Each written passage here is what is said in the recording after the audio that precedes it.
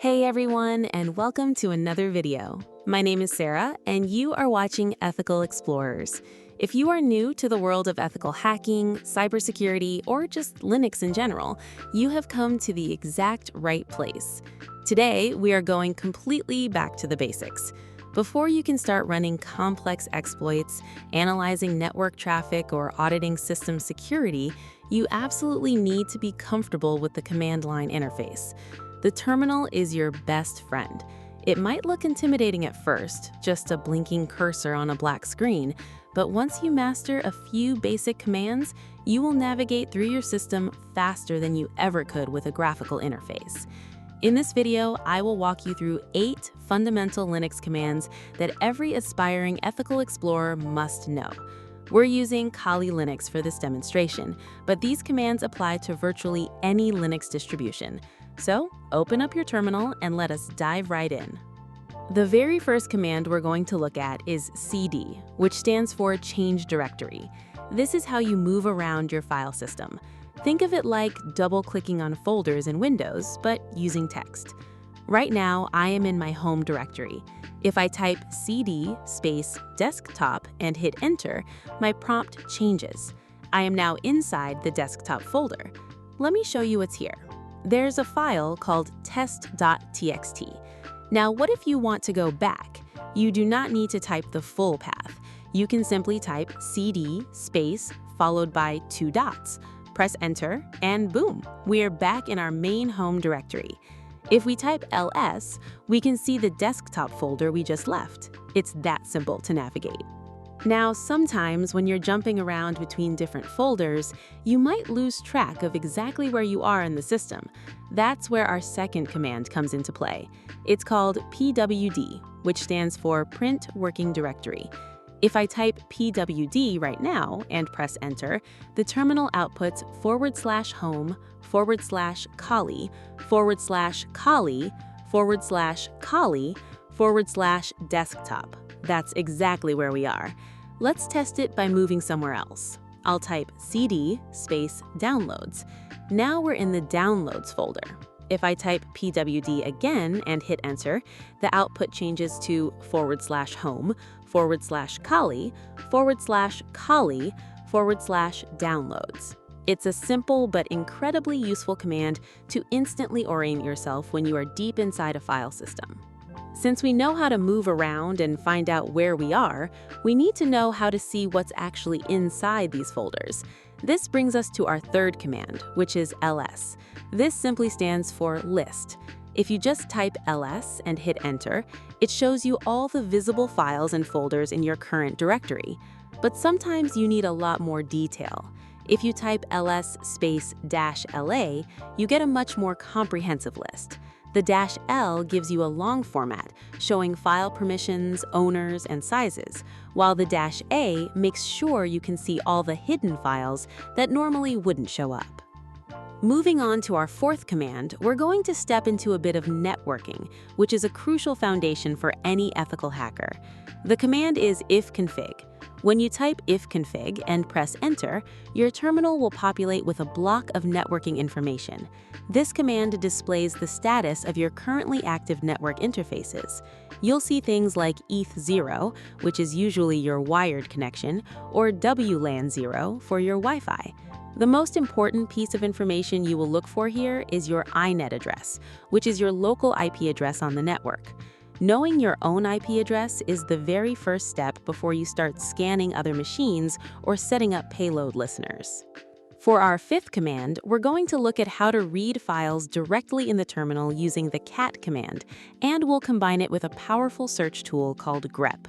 Cat stands for concatenate, but it's primarily used to display the contents of a text file right on the screen. Let's look at that file on my desktop.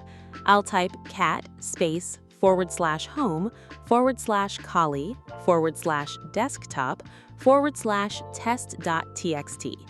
When I hit enter, it prints out the entire text of that file. But what if this file had thousands of lines and I only wanted to find specific words? That's where we use the pipe symbol to send the output into grep. Let's try to find the word admin. I'll type that same cat command, add a pipe symbol, and then type grep space quote admin quote. I press enter and nothing happens. The prompt just returns. That's because the word admin doesn't exist in this file. Let's search for something that's actually there.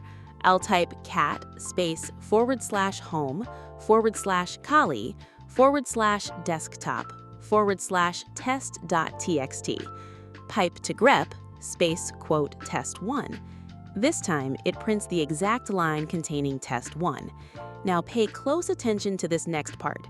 Linux is entirely case sensitive. If I type the cat command and pipe it to grep space quote YouTube with only a capital Y and lowercase for the rest, it returns absolutely nothing. Why? Because inside my text file, the word YouTube is written in all capital letters. Since the cases don't match perfectly, grep ignores it. Finally, let's search for a link. I'll type cat space /home /Kali /desktop /test.txt, pipe to grep space quote HTTPS. It instantly finds and displays the line containing the web address. Moving on to our sixth command, which is ping. Ping is a fundamental network diagnostic tool. You use it to test the reachability of a host on a network. It basically sends out a small packet of data to a specific destination and waits for a reply, measuring the round-trip time. Let's test our internet connection by pinging Google. I'll type ping space google.com and hit enter. Immediately, you will see lines of text appearing one after another. Each line shows that a packet was sent to Google's servers and a reply was received. It shows the number of bytes, the IP address it resolved to, and the time it took in milliseconds. In Linux, unlike Windows, the ping command will run infinitely until you manually tell it to stop. To stop the pinging process, you simply hold down the Control key and press C.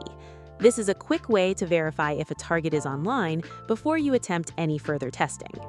Our seventh command is the absolute bread and butter of network reconnaissance. It's Nmap, which stands for Network Mapper. This tool is incredibly powerful. Today, we'll just scratch the surface with a basic service version scan. First, let's scan our own machine. I'll type nmap space -sv space localhost. The -sv flag tells Nmap to not just find open ports, but to try and interrogate those ports and try to determine exactly what service and version is running on them.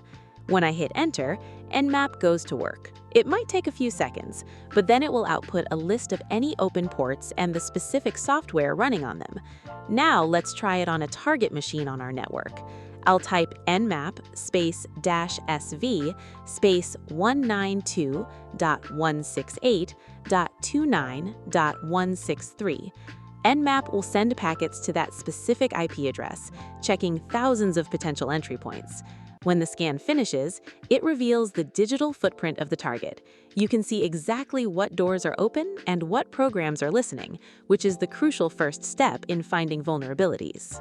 We're down to our eighth and final command for this video, which is chmod. This stands for change mode, and it's used to change the access permissions of files and directories. Often when you download a script or create your own custom hacking tool, Linux will not let you run it by default for security reasons. You have to explicitly make it executable. To do this for our test file, I'll type chmod space +x space quote /home /Kali /desktop /test.txt. The +x is what grants execute permissions, making the file ready to run. That wraps up our basic Linux commands tutorial for today. Thank you so much for watching Ethical Explorers. Keep practicing these commands, stay curious, and I'll see you in the next video.